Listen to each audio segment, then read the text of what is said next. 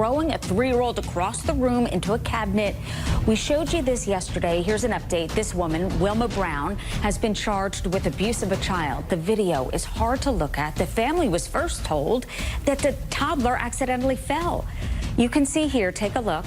The little girl standing quietly before the daycare worker walks over, grabs her arm, flings her across the room into this cabinet. The 3-year-old rushed to the hospital, receiving 7 stitches. The attorney for the family is also upset because the daycare director allegedly didn't watch the video until 5 days after this incident happened. Wilma Brown is not in custody yet, but a warrant is out for her arrest. We have reached out for comment, have not heard back. Attorney Lisa Bloom joins me now. So, Lisa, the good thing is this was caught on surveillance, but they didn't watch it until 5 days after this occurred.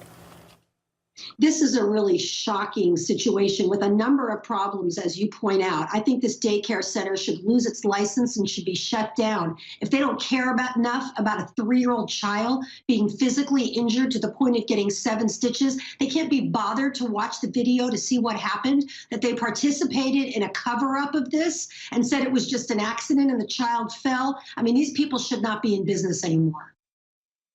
Governor Mike Parson said that after he saw this, he wants to do everything he can to protect children. He has children and grandchildren, and he is outraged. What do you think needs to be in place, Lisa? Of course, surveillance. I'm surprised this woman, maybe she didn't know that the cameras were even there. Yeah, thank God there was a camera there, because probably nobody would have believed this little child, this baby, when she said what happened.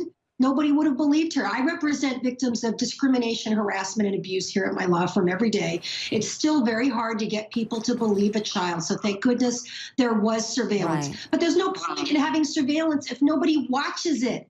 If the superiors don't watch it, even when there is a complaint, that's what's really shocking. So I like that there's criminal charges. There should be civil charges as well. There needs to be accountability for everybody involved so that no other child gets harmed. What kind of charges is she looking at? Because, again, as you mentioned, one of the most vulnerable people are young children who maybe can't speak about what happened to them, and they're defenseless. Well, she should be looking at felony assault charges, because this appears to have been a willful act. And then if there was any doubt, the lying and the cover-up afterwards shows that she knows that what she did was wrong. You can't take a helpless little child, grab her by the arm and throw her across the room and not know that that is wrong. I mean, this to me is a very, very clear case. There's no room for doubt about what happened.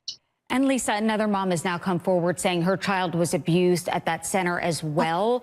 Do you think there's a future for this center? It shuts down, they maybe clear house, bring all new people in, or maybe it'll shut down?